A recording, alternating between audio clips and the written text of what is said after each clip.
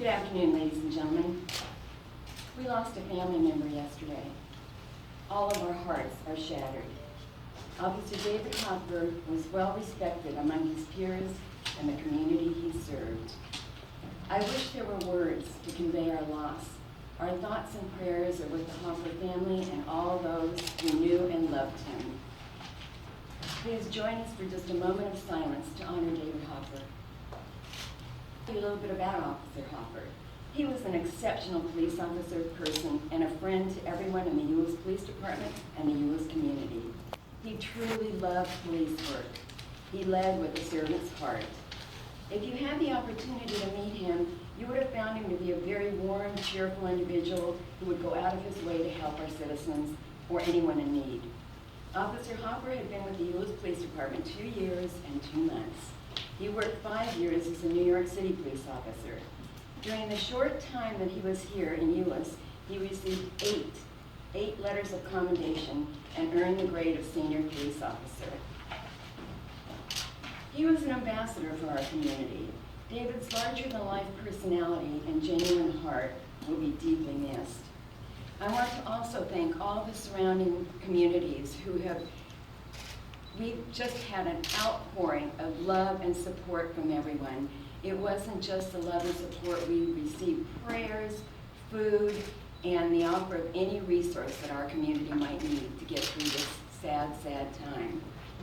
We have a very special community in the Metroplex, and we need to be grateful for it and continue. Thank you. I'll turn it over to Chief Mike Brown.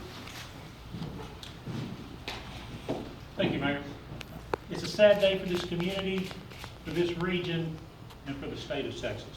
We lost one of Euless' finest yesterday. We lost a friend. A family lost a son and a brother. A fiance lost the love of her life. This community lost an officer with a huge heart and a servant's mindset. We are grieving as a department and a community. The outpouring of support has been amazing and is a true testament to the caliber of this city. Please continue to pray for my officers, David's co-workers, the family, and all of his friends. We have much to do as this investigation progresses. I've planned to share a few details about this tragic incident that occurred yesterday. And here's what I can talk about right now. Car Park is one of our more popular recreational areas. There are many open spaces, large playground area, and a jogging trail. The suspect, identified as 22-year-old Jorge Brian Gonzalez, had been in our temporary detention facility and released earlier that morning, around 11:23 on March 1st. He had been in custody for public intoxication and was arrested the day before on February the 29th. We later determined after this tragedy that there had been a home burglarized in the 600 block of Bayless Drive. It appears the suspect forced his way into the residence. The suspect left the home with stolen weapons and walked across the street to Car Park. After arriving at the park, the suspect fired a few rounds from one of the stolen guns. We received a 911 call that reported the sound of gunfire in the park at 2:45 p.m. Unknown to our responding officers, the suspect had taken a position of cover in a drainage ditch. The spot was somewhat below ground and isolated. It is our belief, based upon the facts known to us, that the suspect took this position to ambush the responding officer. 3 officers initially responded to the scene. During the search of the park area, Officer Hofer observed some movement in the drainage ditch where the suspect was located. Officer Hofer began to give verbal commands to the suspect. The suspect stood up and immediately began firing multiple rounds at the officers. Unfortunately, one of these bullets struck David. Other officers took a position of cover and returned fire. During the exchange of gunfire, the suspect was fatally struck. Our Criminal Investigation Division is working through every detail of this incident. The investigation is not yet complete and will take some time to finalize the details.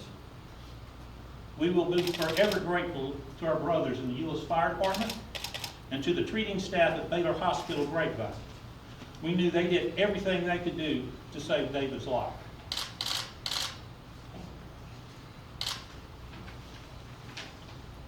We are thankful for the overwhelming support of our community. We received countless messages of condolences and words of encouragement as we struggle to deal with this senseless tragedy. I want everyone to understand completely that Officer David Hofer's actions were heroic and saved other lives. I have a few minutes to take a few questions. Chief, did you believe? My understanding that Officer Hofer had been to the Gonzalez home on previous calls and had handled this suspect in time before. That is quite possible. I don't know that to be a fact. I know that the suspect had been in our facility before, and we had dealt with him previously. Chief, did this suspect, Gonzalez, did he ever move his position during this shootout with police, or he was in a tactical position and hunkered down there, or was there movement in the park? No, he basically had a position of cover, and he stayed there. You used the word ambush. Do you believe that he went to that park, stole the gun, and hid specifically to open fire on officers? I did. Your reaction to something like that happening in our community? Unimaginable. You would never think that would occur to anyone to do something that tragic. But that's where our investigation leads us to this point. Do you believe he went there intending to die? Oh, I have no idea what was going through his mind. I know, as far as his own safety, I know he, in my honest opinion, he was there to do as much damage to the responding officers as he could possibly do. And the burglary was immediately proceeding? I mean, he stole the gun and then he immediately went to the park? Is that how it went? That is part of our investigation, but that appears to be what happened. Was the gun a handgun, a rifle, a high-powered rifle that he was using to ambush these officers? Yes. Multiple guns, or which one? Yes. Do you know which one he was? No. But he had many to choose from. So he had a handgun and a rifle with him at the time? Yes. And you don't know which one? We don't know which one he used it. Chief, the officers were they wearing body armor? Yes. How many guns total did he have? I do not know that number. His family believes that he was under the influence when he was in jail and when he was let out of jail. What do we know about that? I know that he appeared for arraignment that morning, was respectful to the judge, and accepted his sentence. I think she gave him community service. He willingly accepted that and showed no signs of intoxication at that time. So he didn't bond out. He actually received a sentence the next day. Right. Was there Two any questions evidence- I need to ask you. If my research is correct, he was sentenced, it's supposed to be in Tarrant County Jail for 2 months, January 8th. You know something I don't know. Okay. In this moment, sir, what do you say to the men and women who wear the badge of the Euless Police Department? I remind them that we come to serve. We serve community, but just as importantly, we serve each other. And if it's time to serve, that's what servants do.